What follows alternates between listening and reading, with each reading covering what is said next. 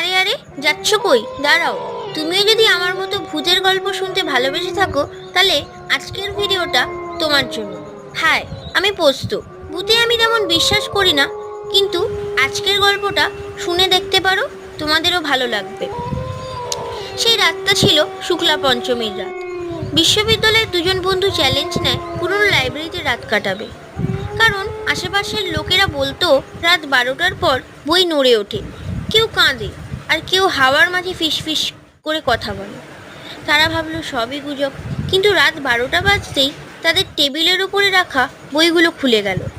এমনভাবে খুললো যেন জোর করে কেউ পাতা উল্টাচ্ছে। তারপরেই ফিসফিস, একটা মেয়ে কাঁদছে ঠিক পাশেই দাঁড়িয়ে, কিন্তু ঘরে কেউ নেই। আর ঠিক তখনই হঠাৎ একটা আওয়াজ, তোমরা আমার বইটা ফেরত দিলে না কেন? কি হয়েছিল এরপর? আগামী পর্বগুলো শুনতে ফলো করে রাখো আমার চ্যানেলটা।